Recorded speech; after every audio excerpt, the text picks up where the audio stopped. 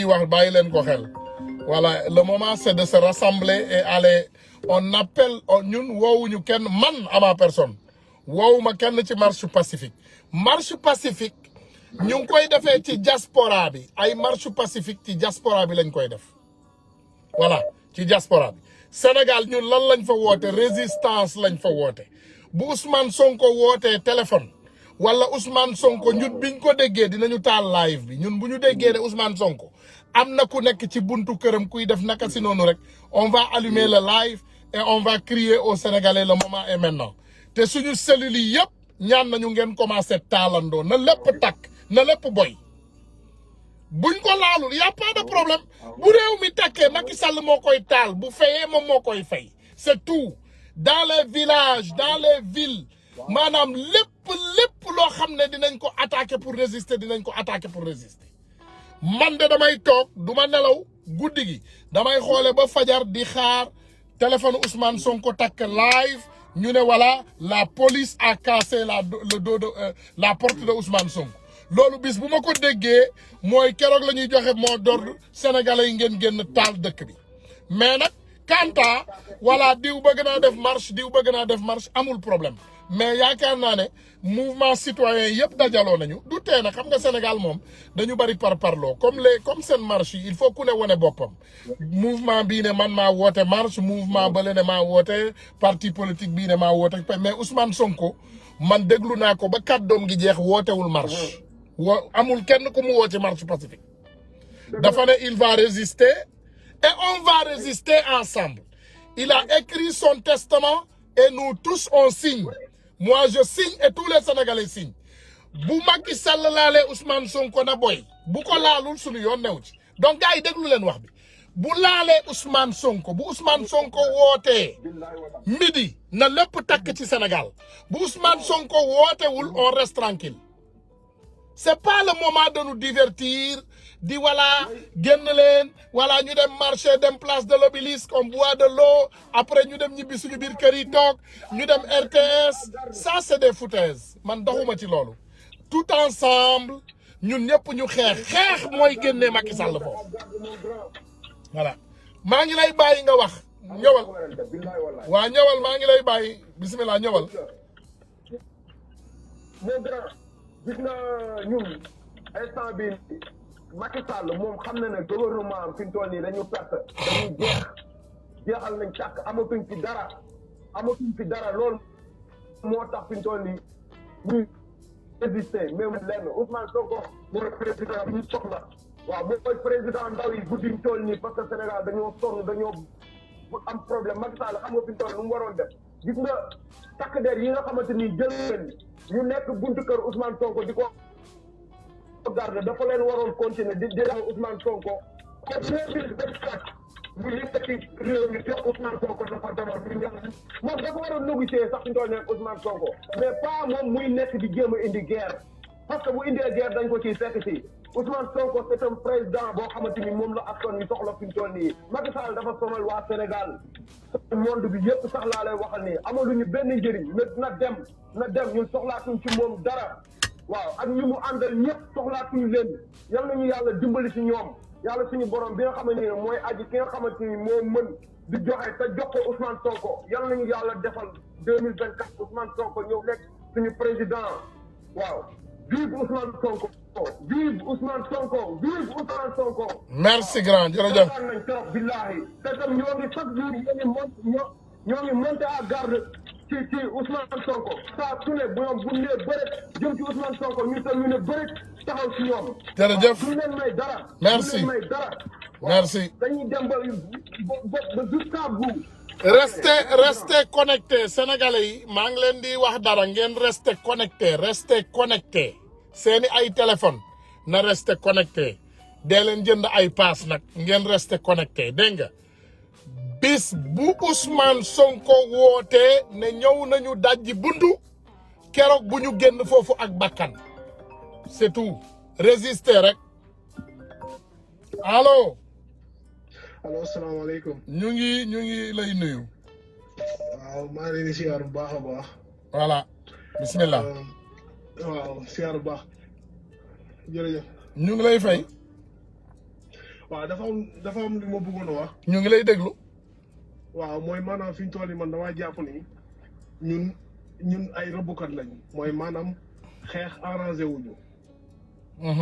ak mooy maanaam bu ñu xeexee duñ leen jàpp.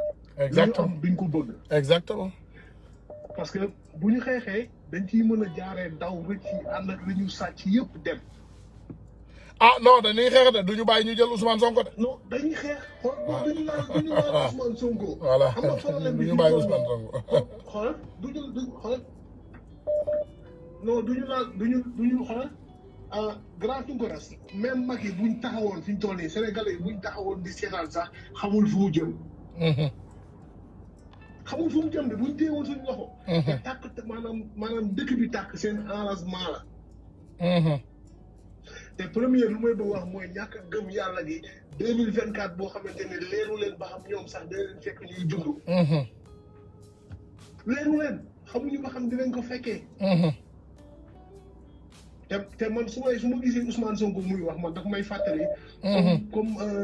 comme koo xamante ni moom te xeex bi fi mu toll nii warul nekk moom kase. non. waaw xeex bi moom maanaam xam nga dama génne ay t-shirt yoo xamante ni Ousmane Sonko moo ñu daggal seen bi ñun ñu nekk ci ginnaaw. non ñun daal jërëjëf sëñ bi gars yi lu leer laa leen wax bis bu ñu laalee Sonko Sénégal yëpp dinañ ko yëgandoo te Sénégal yëpp dinañ jógandoo xaw ma courant la ñuy coupé xaw ma Mali la ñuy coupé xaw ma ay réseau la ñuy coupé on s'en fout le message sera lancé partout dans le Sénégal et partout dans le Sénégal ñoom dinañu crier au secours amuñu ay ambulance ñoom amuñu ay sapeur pompier boo leen taalee seeni ay intérêt ils auront de sérieux problèmes amuñu ay sapeur il n'a pas de sapeur pompier on n'a qu'à attaquer avec force c'est tout. voilà gars yi jéggal leen ma dafa am ñuy woote asalaamaaleykum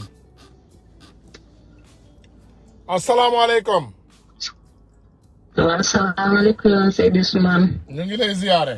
maa ngi lay ziar maa ngi nuyu ñëpp. ñu ngi lay fay. waaw damaa gis ne mburu soow dañ doon ñàkku. lu ñu doon ñàkkoo xanaa vitamine. waaw mburu ñàkku na soow waaw mburu ñàkku na soow ñàkku na. xanaa vitamine la ñu ñàkkoo. waaw léegi ñun naka la ñuy xamee ñoom ñaar ñëpp ñàkku nañ nee nañ mais ñun naka la ñuy xamee ñoom lan la ñu ñàkku. kenn du ko xam mburu la ñu ñàkku wala soow la ñu ñàkku. tappale rek. ma ne ndox mi ñu ñàkku lan la. tappale. am nga ñun xamuñu ko. kenn xamu ko. waaw comme ñoom nag dañ ñoo yàgg ñoo manipuler. ñoom ñoo xam ak seen ay ñàkk. on n'a pas confiance en eux. amuñu confiance ci ñoom. un point c'est tout. liñ si war a wax nañ ko ku am confiance nga dem ñu ñàkk la. loolu sa problème la wax dëgg yàlla. soo koto bon sa affaire la waaye ñun ak suñuy ñooñ ñàkkuñu na mburu ñàkku ak soow. léegi li may wax si leneen li mooy par rapport à déclaration président Ousmane Sonko. moom résistance la wax. xam nga tey jii nii. bu fekkee ne tey jii nii nit. daf la song. doo jël sa ay loxo nga lem ko naa man dóor nañ ma fii. fii la ma gaañ ak fii la ma xosi non. dóor bu nekk dafa am fayu. parce que gis nga constitution. bi nga xamante ne mooy ay loi yoo xamante ne dañ ko teg dafay logique. nit kenn du ko ñett benn rukk di ko dóor. muy xoole. dafa ne ku ñu dóor na nga fayu. moom la ñuy wax légitime défense. voilà donc tey jii nii. damay demander sunu frères yi ak sœurs yi. ñu courage bi nga xamante ne moom la ñu armé ba kenn ku nekk yaa ngi daas fanaanal.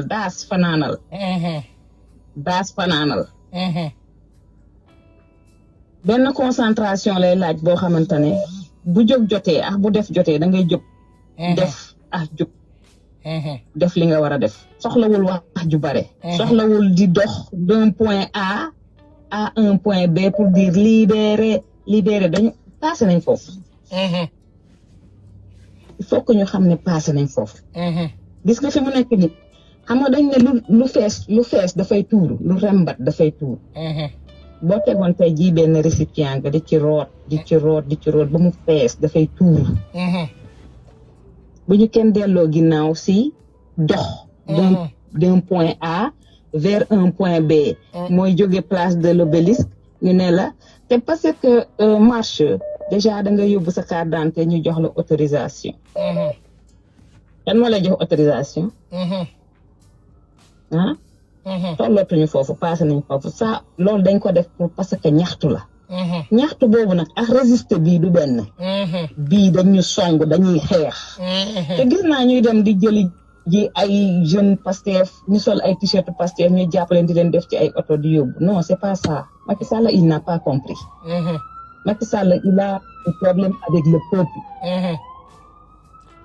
Il a un rendez-vous avec le peuple Inch'Allah waaw. avec le peuple sénégalais. parce que Macky Sall ñun dafa am loo xamante ne dañ koo bëgg. te dañ siy dox. mooy bu 2024 jotee mu am ay élections force suñuy ay frères yi am seen ay carte d'identité force ñu am fichier électoral force bu keroogee Khalifa Sall bu waree bokk day bokk parce que dañ koo jàpp si loo xamante ne si politique. Karim Wade bu waree bokk day bokk ku bëgg Karim Wade votel Karim Wade parce que population bi ñoom ñoo am boobu droit seet ku la neex ku bëgg Khalifa Sall votel Khalifa Sall par force ku bëgg Sonko votel Sonko ku gagné ñu xam ne diw moo gagné. loolu mooy un pays boo xamante ne dafay dox ci ay normes dëkk. man rek maa fii ne kenn du nekk sama duma am. kenn koo xamante ne dafay mën a nekk sama kanam koo xamante ne am na sax la possibilité de gagner ba pare man du ma def far réew mi damay conserver alalu réew mi di appauvrir population bi pour conserver le pouvoir. te di ko bàyyi si noonu duñ ko nangu. il n'a rien compris gis nga ñooñu muy dem jàpp ñooñu duñu menace ci moom. le peuple est souverain maa ngi jéggalu baax nag di ziar ñëpp. jërëjëf. waaw gars yi waaw seule la lutte libère. merci beaucoup seule la lutte libère. merci beaucoup ok gars yi dafa am loo xam ne dama ko bëgg a leeral léegi ñu préciser ko ñu leeral ko mu jeex donc ñun on a découragé personne d'aller marcher pacifiquement bu dee borom loolu la bëgg ku bëgg a dem defi marche pacifique da nga ci am droit sa àq la ak sa yelleef moi je parle spécifiquement de l'appel du président Ousmane Sonko mooy man réew ñi ñu nekk ñun réew extérieur yi diaspora bi. ñooñu mën nañoo def marche pacifique parce que réew yooyu dañuy yeewu dañuy jox doomu aadama akam ak yelleefam Sénégal benn marche pacifique est autorisé là-bas duñu autoriser benn marche pacifique déglu leen ma de amul benn marche pacifique boo xam ne dañ ko autoriser amul benn marche pacifique bu ñuy autoriser marche soo ko bëggee def xeex ngay def maanaam li ñuy def mooy soulèvement populaire la lii c'est de résister lii soulèvement populaire la ñu woote ñun Sénégal mooy Macky Sall dañ ko war a déloger palais def ni ñu def IBK Mali loolu mooy dëgg parce que comme Macky Sall nee na moom du am adversaire politique dañuy dem déloger ko ci palais ba teg ay élection tëgg ko mu normal ku daan ku man sa morom duma loolu la ñu wax ñun doxuñu ci ay marche pacifique ay wala ay xawma lii xawma nañu marché place de l'Obélisque déedéet man wootewuma ci loolu mais terewuma ku ko bëgg a def am nga ci choix mais président Sonko le mot d'ordre c'est de résister léegi ma gaawantu wax lii parce que am ngeen connexion boo leen yeewoo wala ngeen toog ci xaaju guddi ñu coupé ndoo connexion yi yëpp rek dem leen attaqué ji loolu mooy heure guerre bi jot na parce que c'est bel et bien boo moytuwul buñ koy def dinañu couper connexion yi dinañu jéem a couper courant yi mais loolu daf leen di dimbali yéen teg leen seeni masque seen wet ngeen teg seeni affaire seen wet li ngeen soxla yëpp seeni ngànnaay na ngeen ko yor seen wet bu ñu couper courant rek ngeen sol seeni ay kagulaar ak seeni ay masque génn wutali mbedd ma soxlawuloo dem ville boo nekkee Géejawaay mën nga faa def sa affaire boo nekkee Pikine mën nga faa def li ngay def boo nekkee Médina mën nga faa def li ngay def boo nekkee foo mën a nekk ci àdduna bi mën nga faa def li ngay def après bu boobaa ñëpp jubal dem palais de la République pour déloger Macky Sall loolu rek mooy dëgg wax ji leneen li yëpp du débat ay wala woote nañu marche samedi woote nañu marche dimanche alhamdulilahi rabbil alamin ku am jot demal nga marché nga sol sa mbaxane ku ko bëgg a def man mënuma la koo tere parce que sa àq la ak sa yelleef waaye Sonko wooteem bi wootewul marche Sonko woowul kenn pour nga dem doxantu Sonko li mu woote mooy résiste nañu résister parce que lii c'est un tournant de l'histoire te j'appelle les frères patriotes à être ensemble parce que loolu suñu responsabilité la parce que gis naa loo xam ne naqari na ma trop te mënumaa génn live bi tey te waxuma ko Pape Moussa Sow mooy doomu aadama boobu nga xam ne moom moo jël vidéo Clédor Sène boobu mu fuité ko bi mu fuité vidéo Clédor Sène bi mu génn moom bi Clédor Sène génnee loolu la wax te doomu aadama li am loolu ngay wax xam nga Clédor Sène mënul ñëw Pape Moussa Sow fuité vidéo sénégalais yi di ko laaj mu ne non c'est pas grave je ne sais pas ce qui s'est passé loolu bu amee da ngay doon fenkat donc Clédor Sène dafa wax li nga xam ne moom moo xew moom il n'a accusé Pape Moussa Sow de rien du tout Pape Moussa Sow ñëwaat ci ëllëg sa moom ak sëram yaay ji moom deful dara yaay ji am na lu ko naqari waaye defe naa deful benn post j'ai pas vu mais gis naa sëram def ay post yu bare ñu jàpp Clédor Sène di ko teg ñaawteef di ko wax ñaawteef di ko def ñaawteef te nekkul ci biti pour défendre yàlla nag daf la dimbali tey Pape Moussa Sow je ne suis pas en bon état de cause pour ma jub ci yow damay concentré wu ci Ousmane Sonko waaye gis nga bu ma déggatee nga jóg fii ngay attaqué Clédor Sène te génnuloo nga jéggalu ko dinañ la def loo xam ne ba nga juddoo ci sa yaay ba léegi masuloo koo gis internet bi on est fort et quand on te menace na la leer ne que ñun suñu ay menace dañ koy def ba mu mat sa réewande ak sa yaradeku ak sa ñàkk teggin ak sa ñàkk patriotisme nanga ko denc seen kër Clédor Sène ñun kenn discuté tul patriotisme amul benn sénégalais buy discuter ti li nga xam ne moom mooy patriotisme Pape Moussa Sow donc dañu bëgg mu leer pour ñu wax leen ko boo leen yaakaaree ne nit dafa nekk ci xam nga wicked doomu xaram paasewul sa moromu góor tëdd ci suuf nga koy wéq doomu xaram paasewul lool parce que Clédor Sène est en prison il ne peut pas se défendre yow Pape Moussa Sow nit ku bon nga tu es une mauvaise personne yow doo nit ku baax Clédor Sène n'est pas dehors pour se protéger nekkul ci biti pour protéger boppam bu fi nekkoon mu mën a waxal boppam yow ngay waxal sa bopp bu boobaa kiif lay doon parce que dama promettroon sama bopp ma ne du ma dem ci toile boo xam ne ñëpp a ko ci bokk may attaquer benn doomu aadama du ma ko def je ne vais jamais le faire moo tax ngeen ñi ñëw naan ma gisuloo niti Idi wax na la lii nitu Idi wax na la lii du ma ko def parce que combat boobu du combat bu normal 100 000 wala combien de sénégalais je ne sais pas ñëwuñu topp page bi pour ma koy jël di ko xasee beneen doomu aadama ils l'ont fait pour s'informer mais aussi dañuy protéger injustice donc na nga arrêté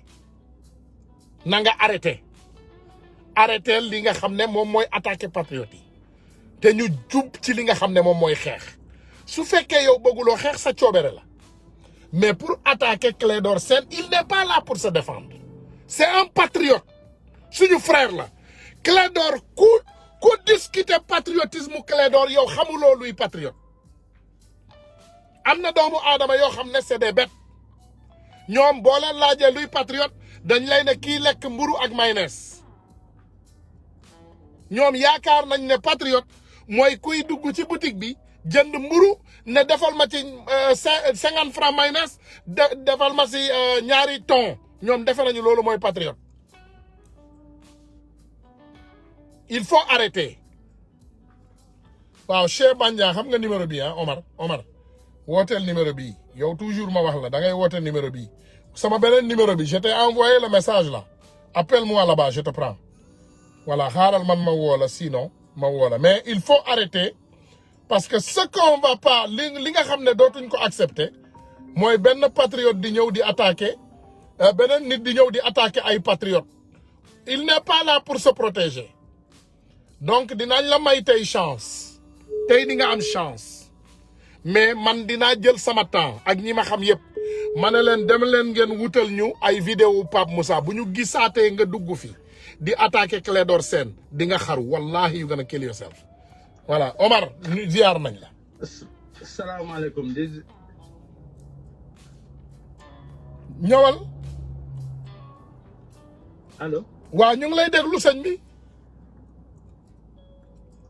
xaaral ma déconnecté wu vite fait ne quitte pas je vais me déconnecter xaaral.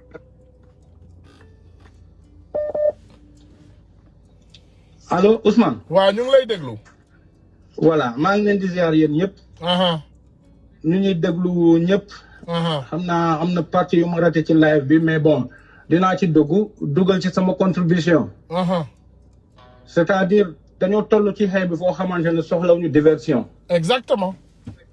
soxlawuñu diversion. déedéet Pa Moussa defe naa bu affaire bi bu mu déclenché la première fois xam naa ne mu ngi ñuy déglu. bu mu déclenché le premier jour balaa Clédor di def affaire bi bu Clédor dañ def live am bi quand il a noté le nom de Pa Moussa dama dugg directement xool kan mooy Pa Moussa.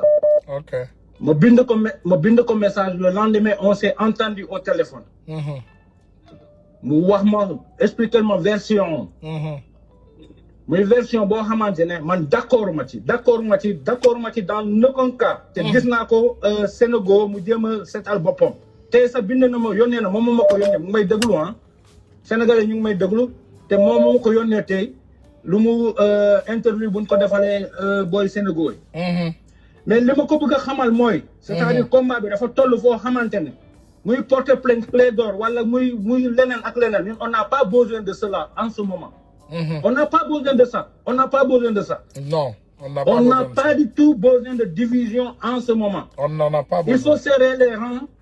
Le président Sonko wax nañu situation état bu Sénégal tollu tey wax nañu ko te ñun ñëpp ñu ngi koy dund ñu yëgandoo ko. Il s'agit d'une chose aujourd'hui.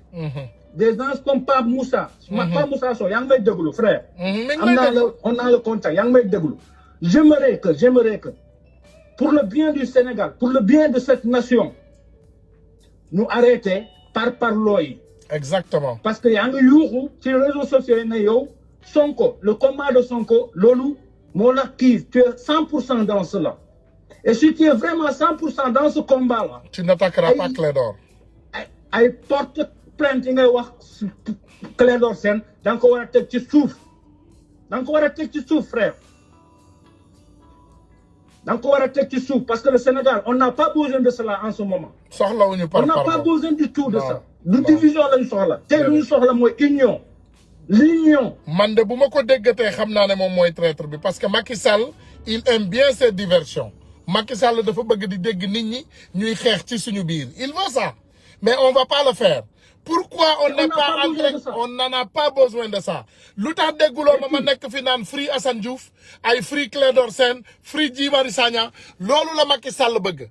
Cette révolution n'est pas organisée par ces personnes. Li révolution la doomu aadama yi ñoo sonn. Voilà demal effectivement voilà. Parce que Ousmane. waaw tey jii nii Pastef lu mu doon woote à la base. yàlla ak lu muy def ak lu muy dogal.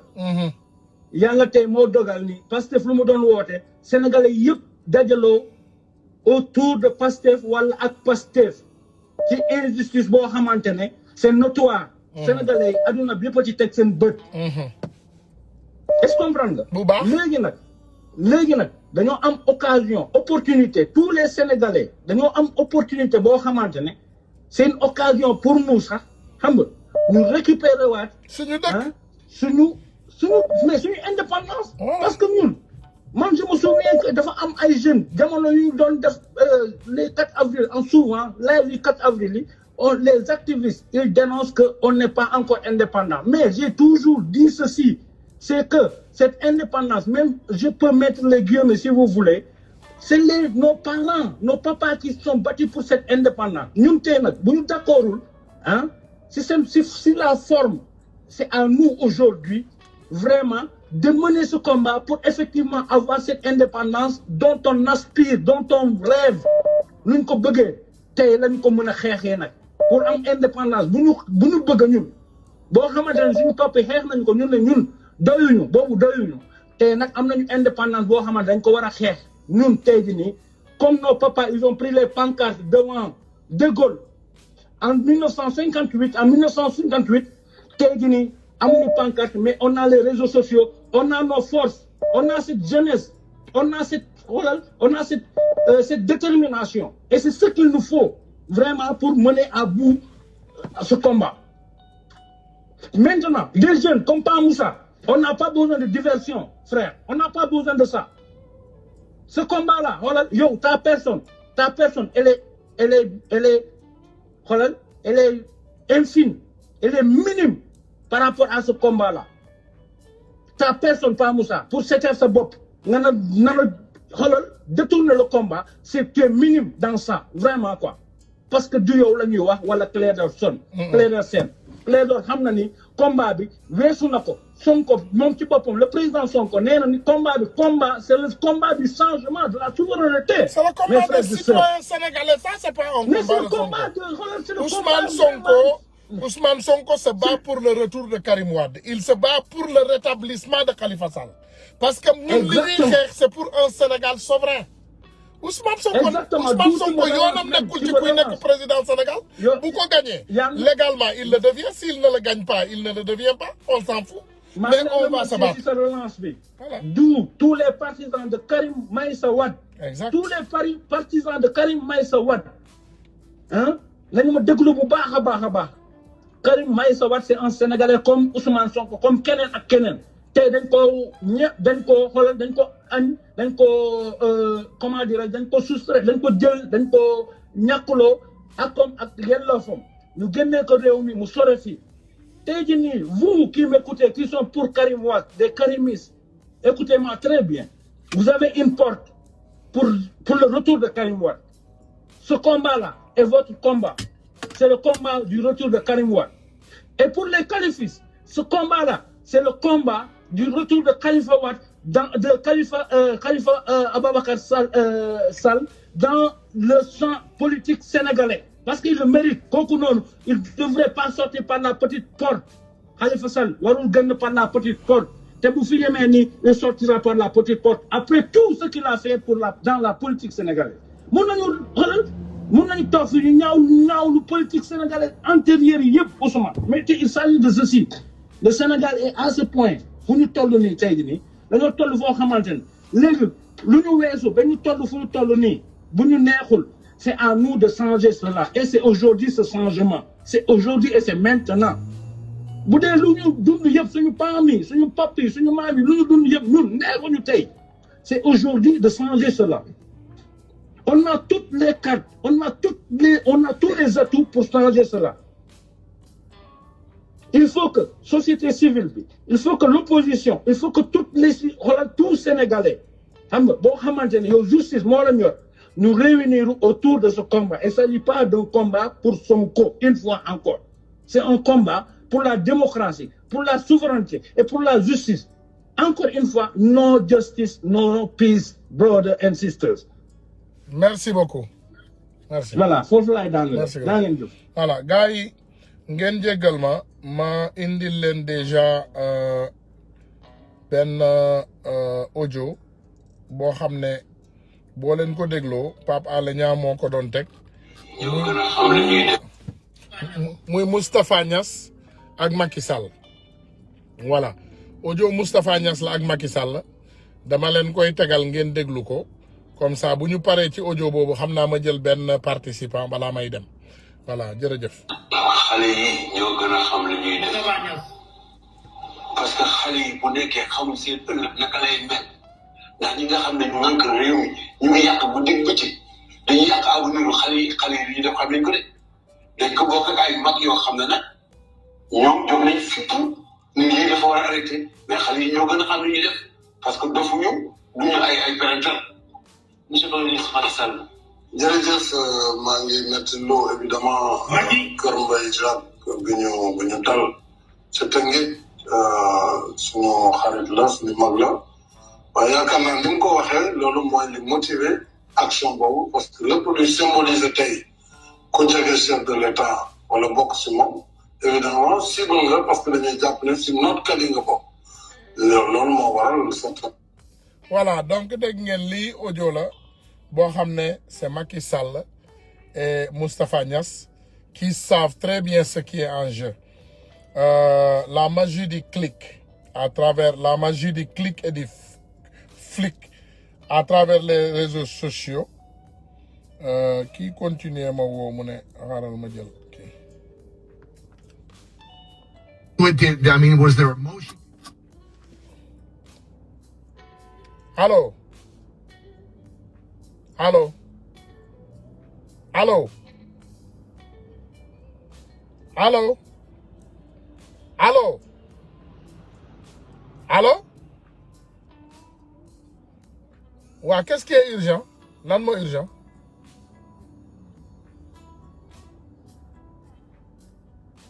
allo waaw da nga ma yónnee message nga ne c'est urgent lan moo urgent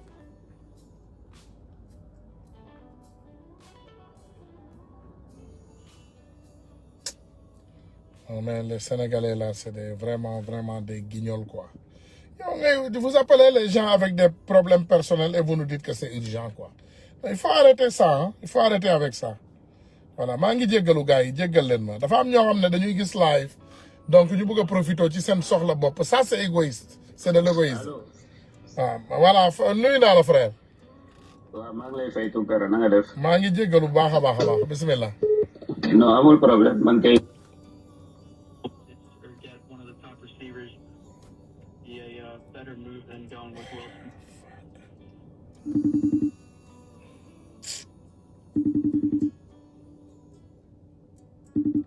allo. maa ngi jéggalu voilà ñëwal bismillah ñu ngi lay déglu. waaw ma ne comme keroog rek bi ma la wooyee li ma wax si aliénation esprit bi boo xam ne on en est victime depuis longtemps loolu moo ñu indi problème yi tey. parce que tey suñu demee ba ñu toll fii. parce que man sànq ni bi président Sonko pare discours am maa ngi doon discuter ak sama yeneen xarit si Facebook. lan lañ ma wax ñu ne way dama ko déglu bi mu waxee. mu wax ay tenir ay propos yoo xam ne man bi ma ko dégloo ma xam ne kooku il a rien compris de Ousmane Sonko li mu wax bu mu évoqué l'affaire de la Casamance mu ne way Sonko mu ngi wax ay affaire u Casamance il fait le pompier pyromane alors que Sonko lu mu fa wax dafa jàpp ni ki moom benn pays la reconnaître mooy Sénégal nekkul indépendantiste nekkul di laaj indépendance Casamance loolu tey moom moo nekk suñu problème c'est-à-dire dañuy jàpp benn wax déglu ko ba noppi ñi interpréter ko mal.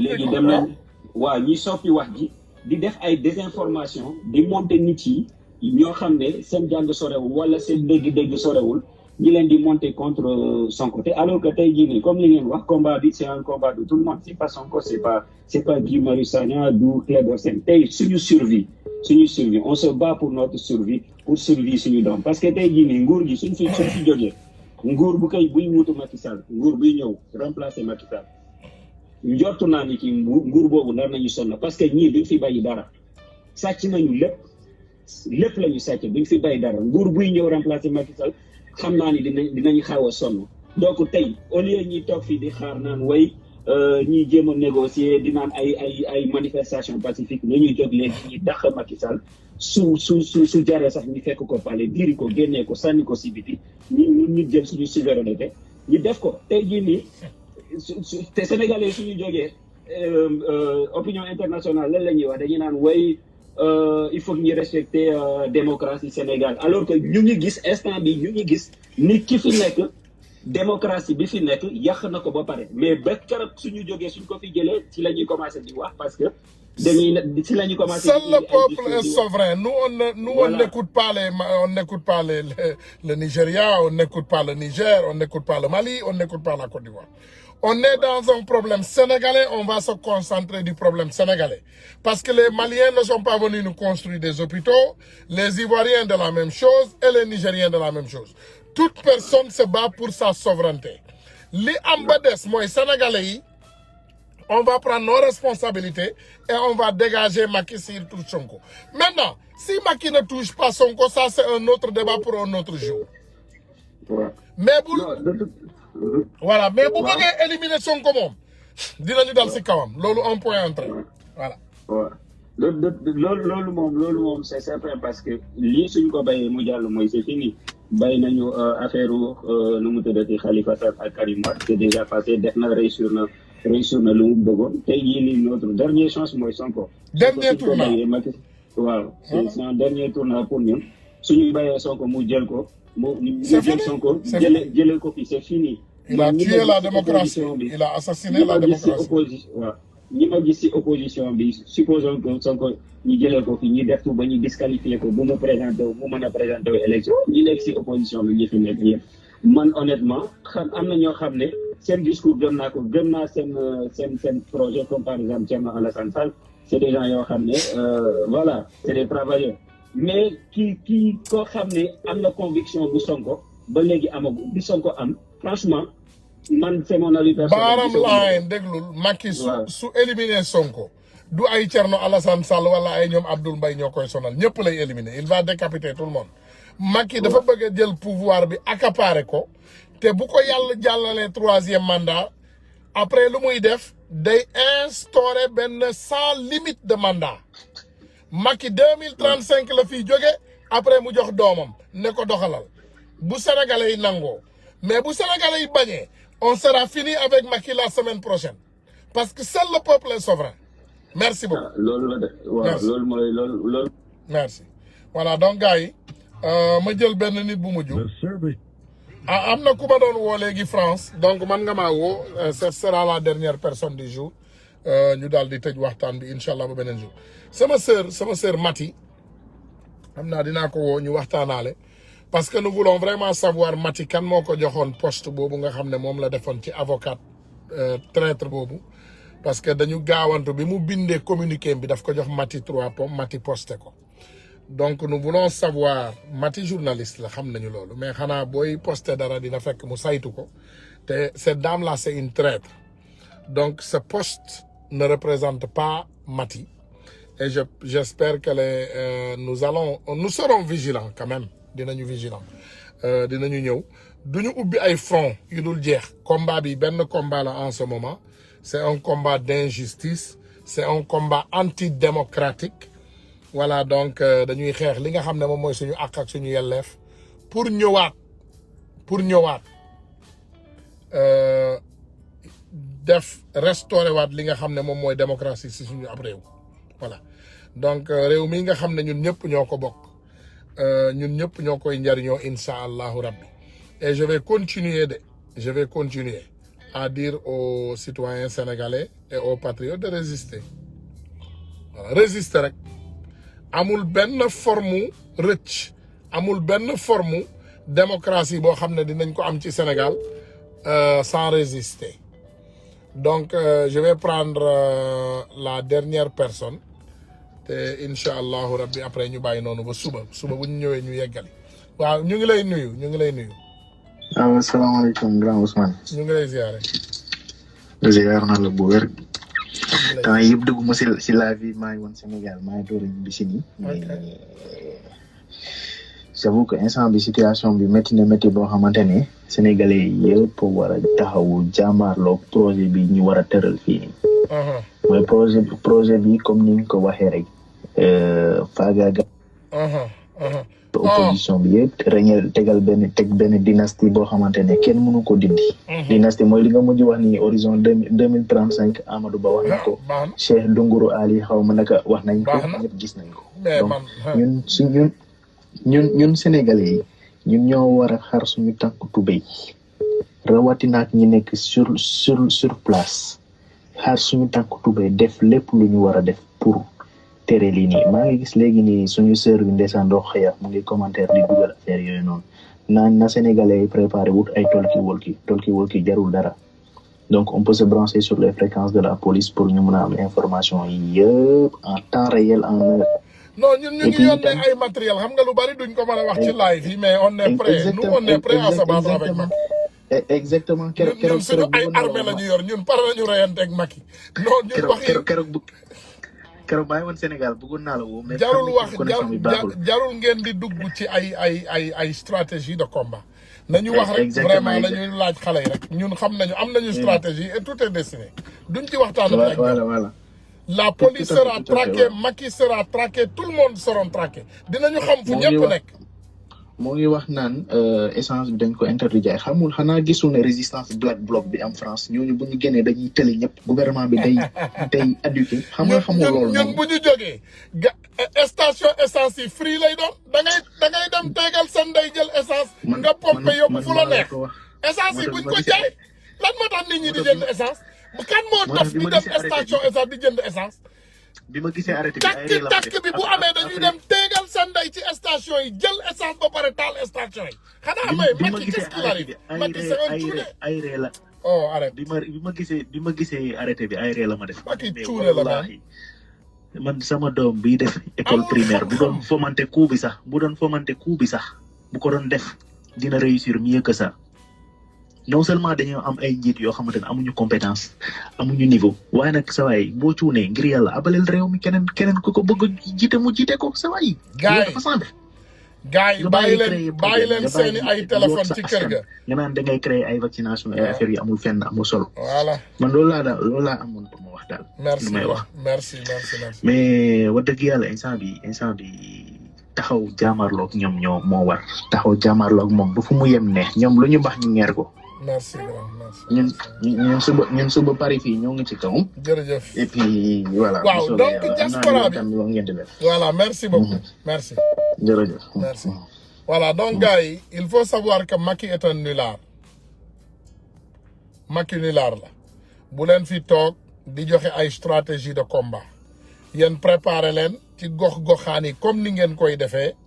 bàyyi leen ko nee na kenn du jaay essence ci station ana kuy dem révolution di jëndi essence Macky xanaa dafa defe ne ñun dañuy dem toggi xanaa moom dafa defe ne ñun dañuy dem arrosé ji ay banana ak ay salade qu'est-ce qui arrive ce gars là temps yi gis naa ndeysaan suñu gars yaa ngi kaas ndeysaan ñu ngi ne voilà donc mënuñu arrosé suñu salade ak suñu banana ak suñu pataas Macky ça c'est une révolution ay arrêté jaay essence ak ay arrêté jadd koñ ak ay arrêté bul yéeg mobilette ñun doxuñu ci loolu de sëñ bi ñun station essence yi ñun ñoo moom ndeyam bu ñu fa duggee ñun ñooy pompeel suñu bopp gratuitement y a pas de paye bu ñu paree ñu taal ko ne t'en fais pas yow da nga yàkkamti rek mais boo yàkkamtiwul après tu vas tout comprendre après boo jógee di nga mën a dajale yëpp nga ne mais gars yi fan la ñu jaar comme ni pharaon defoon gars yi fu ñu jaar ñu ne la sa buntu tànk yi la ñu jaar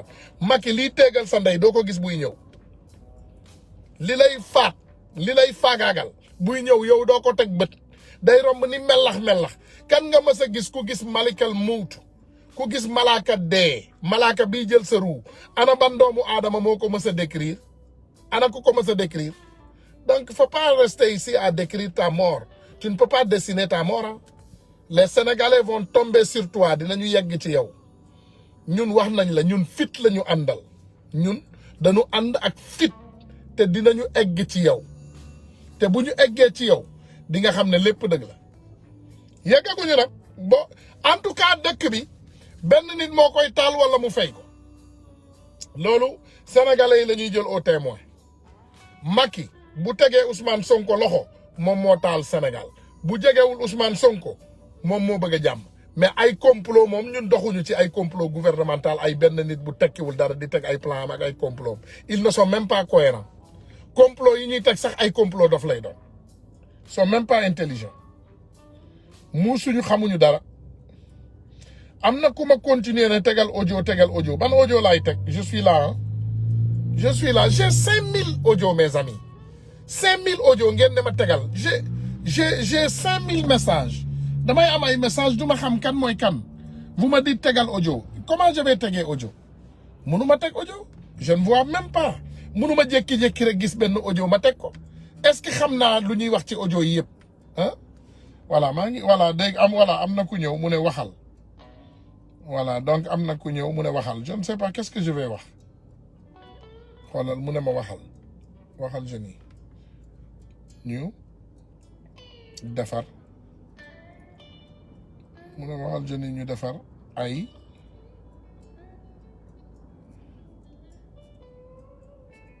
cocktail Molotov xam nañu loolu ba pare grand mu ne waxal jeunes yi ñu defar ay cocktail Molotov waaw gars yi pare leen di ngeen di pare rek yéen xam ngeen loo leen war a def donc je pense que ce n'est plus le moment de dire quoi que ce soit donc nañu gars yi ma bàyyi leen parce que je pense que yegg nañu foo xam ne expliquer nañu loo xam ne war nañ koo expliquer yëpp te bu ci yàlla àndee incha allahu rabbi on fera face encore demain et que sénégalais yi restez à vos gardes ñoom ñu ngi ci seeni ay ñaawteef président Sonko wax na ko mu leer nee na suñu bëggee mu leer nañu jaarale mbir mi yoon su fekkee ñoom dañoo bëgg président Sonko dem wuyu ji te njott naa ne mënuñu am loolu dinañu jaarale mbir mi yoon waaye déedéet dañuy salsaame mbir mi ñu def lu leen neex du n'importe quoi après ne la yow demal ñu jàpp la mais yooyu yëfu dof la je pense que le Sénégal a passé ce tournant et que les Sénégalais vont résister te dama woo Sénégalais yi pour ñu résister parce que résister est un devoir voilà devoir citoyen la est un droit la sa droit la sa àq la ak sa yelleef te devoir la donc sénégalais yi bu leen bàyyi benn doomu aadama di jàpp di saax-saaxe li nga xam ne mooy seen àq ak seen yelleef donc loolu na leer mot d'ordre di ngeen ko dégg ci ñun bu ñu jegee président Ousmane Sonko di ngeen ko dégg ci ñun partout lépp lu war a boy dina boy buñ ko bàyyee fa mu ne suñu yoon nekkul ci li ci des voilà nañ ko bàyyi mu nekk ci jàmmam nekk ci àqam ak yelleefam mais pour jàpp doomu aadama moom di ko fontoo di ko jaay doole di ko def ay affaire du n'importe quoi loolu doon ko nangul benn doomu aadama nous appelons à la résistance na Sénégalais yi résister yéen xam ngeen ne ñii ci jaay doole la ñu nekk ndax biñ fi dajalee xaalis ci jàmm ak salaam mu doon comme niñ ko waxee noonu muy tuur nemmeeku tuur boobu indi nañu problème ñu ne voilà Pastef bu ñu yëngatoo dañuy tëj seen parti politique dégg ngeen Antoine Diome wax ko jàngul jongul xamul sax loi xamul droit ak yelleefu doomu aadama wala mu xam ko muy def yëfu maa tey pare nañ ci loolu jël nañu président Ousmane Sonko ñu monté dossier boo xam ne ci gelu Antoine Diome la jaar mu ne dañuy jàpp doomu jàmbur boobu tëj ko kaso Ousmane Sonko du fooyekaayu kenn c'est pas votre jouet he's nobody's fucking toy donc xaw ma ndax yéen da ngeen stupide wala da ngeen xamul nit ku intelligent Ousmane Sonko n'est pas un jouet il est l'espoir de toute une jeunesse y compris mes enfants et d'autres enfants man sama doom yi ma am gëmuñu ma man sama doom yi Ousmane Sonko la ñu gëm ak projet bi mu indi Sénégal sama doom yi dañuy déglu Ousmane Sonko yeneen doomu jàmbur yëpp dañ koy déglu dem leen ngeen déglu doomu commissaire Keita li mu wax ci baayam defe naa mi ngi fii xaaral ma déglu loo leen dem leen ngeen déglu commissaire Keita moomu génn wax du n'importe quoi là-bas il faut regarder son fils qui est sorti wax ci Ousmane Sonko donc il faut savoir que Ousmane Sonko est l'espoir de toute une jeunesse loolu ñun mënuñ ci dara commissaire Keita doomam ji laa leen bëgg a indil xaaral ma xool bi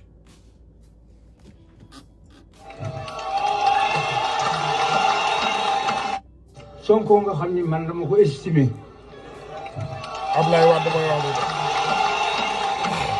parce que jàmbaar la et c'est un bon Sénégalais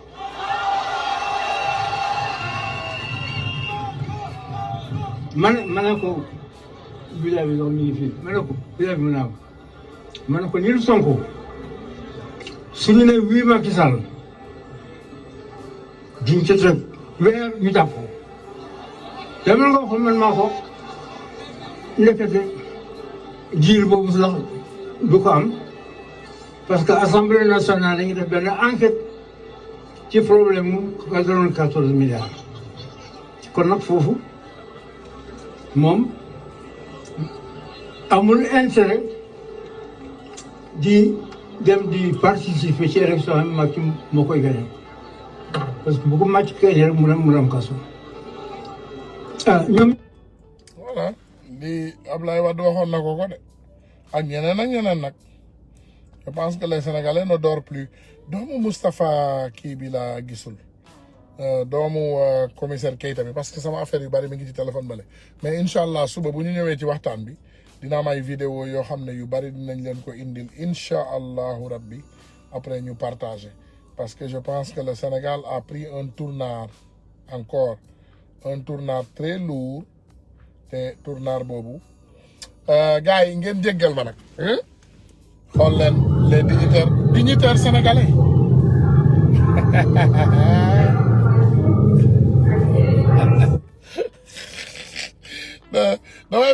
damay bañ Facebook bloqué sama page bi mais dinaa trouver moyen nu ma obscurer yenn parties yi comme ça ma tegal leen ko mais ay dignitaires sénégalais tey la barki démb xaw ma démb laa gis ndeysaan suñu journaliste bu xarañ bi Adama Gaye di bind ne les PD dans comme Sénégal nekk na dëkk góor jigéen mais c'est extraordinaire am na loo xam ne vraiment je pense que waratuñ koo nangu xaar leen ma xool sama kii bi en fait laa def vidéo kii bi attendez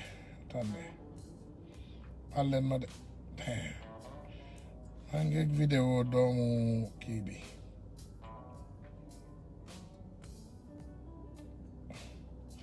وإذ يمكر بك الذين كفروا ليثبتوك أو يقتلوك أو يخرجوك. Et rappelle-toi le moment où les mécréants complotaient contre toi pour t'emprisonner ou t'assassiner ou te bannir. ويمكرون ويمكر الله والله خير الماكرين. Ils complotèrent, mais Allah a fait échouer leur complot. Et Allah est le meilleur en stratagème.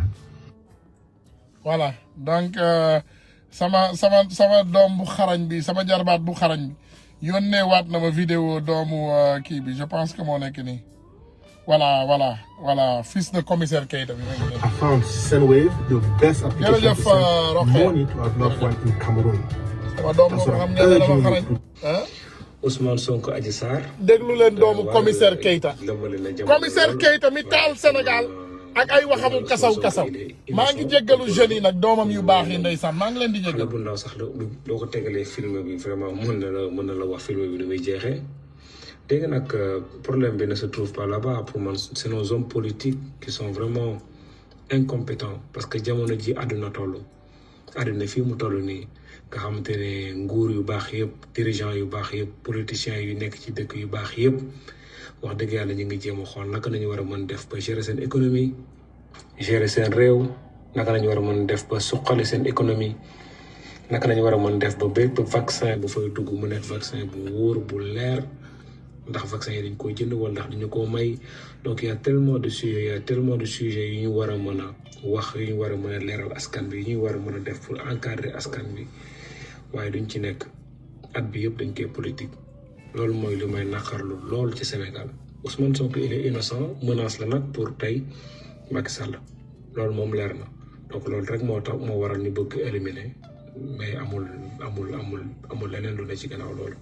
question bi c'est un sujet c'est une question que tey beaucoup de Sénégalais ñu ngi doon xaar sama réaction la laa ci xalaat man je vais être très franc ak Sénégalais yëpp d'abord ak moi-même je suis très déçu tey sama sortie papa yu mu def ne moom Macky Sall la àndal man ànduma ak Macky moom man moom gëwuma Macky Sall wax dëgg yàlla lu tax nag ma am lu ma naqadi am lu ma bett mooy dafa am fi mu jaar ak Macky Sall mu impacté lu bëri fa mu yoon Sénégalais yu bëri aussi doon ko xaar feneen moom mu jaar feneen moom nag am na droit tey en tant que sénégalais nekk ci dëkk bi féete fu ko neex mais man personnellement pour lu me concerner Macky moom musuma ko votel te duma ko mos a votel te je reste déterminé parce que gëm naa ne politique bu muy def Sénégal baaxul ci Sénégal il défend pas l'intérêt des Sénégalais il défend que aujourd'hui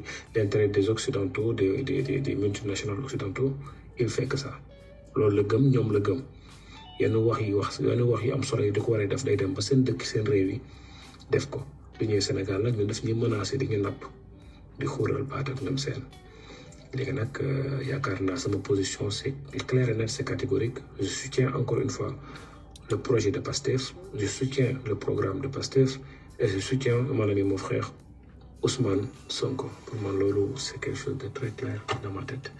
Merci, loolu laa bëggoon loolu laa waroon tontu ci question boobu. Pour troisième mandat Macky Sall loolu mënul ne parce que suñu constitution. Voilà, donc je pense que li doomu commissaire Keita bi tontu papaam sedd na xol, donc c'est pas un manque de respect quand même. Il faut doomu aadama yi am lu ñu comprendre. Nit mën ngaa bokk ak moom kër te bokku leen xalaat, nit mën ngaa bokk ak moom ndey ak baay sax te bokku leen xalaat. Donc je pense que les Sénégalais doivent se réveiller. Wax naa leen ko à maintes reprises. Xale fuutanke yu ndaw yi boo leen laajee Macky Sall xam nañ ne Macky Sall du fuutanke. J'ai parlé avec quelqu'un hier nit ku ma xam ku baax mu ne ma frère Tunkara ma ne ko waaw fuutanke de un fuutanke mu ne ma frère Tunkara ma ne waaw mu ne bàyyi leen di tooñ tukkuleer yi ma ne ko lu tax parce que sama ay kal lañu man damay tooñanteeg ñoom mu ne Macky du tukkuleer ma ne ko luy loolu mu ne xoolal bindam bi xoolal Macky nu mu bindoo nga dem Fuuta ndax di nga gis doomu aadama bu bindee noonu mu ne Macky c'est un trafiquant Macky saay-saay la Macky dafa falsifié Macky famille am ay duulkat la duñu ay tukkuleer nañu wax nit ñi li ñu doon ma ne ko lu tax nga wax loolu mu ne ma d'accord xoolaat ko rek mu ne man sama wax du sori xoolal bindinu Macky nga xool bindinu Alioune Sall nga xool seen bindinu waa kër nga wax ma ndax niroo nañ la fuutanke tukkuleer nit moo ma wax lii nag ngeen jéggal ma mais bi ma ko waxee effectivement j'ai pris mon temps may xool mais boo xoolee fuuta nga xool fuutanke nga xool tukkuleer yi di nga comprendre ne que ndekete li ñuy wax dëgg la Macky du tukkuleer li ma jaaxal nag mooy comment il a fait pour convaincre quelques-uns di leen manipuler quoi di leen jël di leen tourner naan leen jàpp leen kii yëngal leen fële waaw gis ngeen ñu may maltraité moi je suis un de vous maanaam ñëw na daal fexe na ba bokk laq boppam ci tukkuleer yi di jël ay tooxi doonam di ci dugal suñu mbokk yu baax yooyu.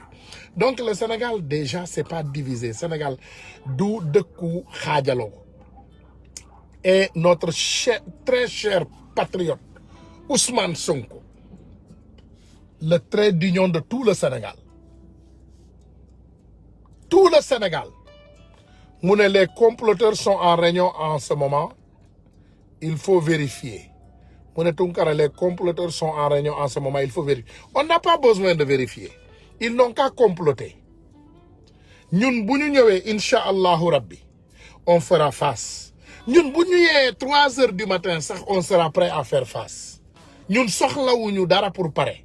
Les Sénégalais dorment avec les dama woo benn jeune mu ne ma grand ma ne ko waaw mu ne ma man yére bi may sol bu may dem xare bu may génn ci dëkk bi moom laay sol bu ma fekkee waa Géejawaay nekk Géejawaay di xare ma ànd ak ñoom bu ma fekkee waa Pikine nekk ci xare ma ànd ak ñoom bu ma fekkee waa Médina di xare ma ànd ak ñoom donc képp kuy génn sa kër tey ngay dem Dakar habille-toi comme si tu étais prêt à faire la guerre maanaam fu yëngatu rek bu dee Médina la fekk àndal ak waa Médina bu dee il faut ngeen xam ne lii révolution la c'est un soulèvement populaire du looy pare du looy jël sa sac de voyage di ci dugal parfum déedéet te mën naa durer soulèvement populaire mën naa durer 3 heures de temps Sénégal yëpp bu ñu jubloo palais problème bi day jeex en 3 heures de temps ñetti waxtu lay def gis nga couvre-feu bi bu jotee yéen ñëpp ni ngeen di dawee di ñibbi ci banlieue ba Guédiawaye autoroute bi ni muy feesee yéen ñëpp boo leen jubalee palais ñaari waxtu problème mu Sénégal yëpp jeex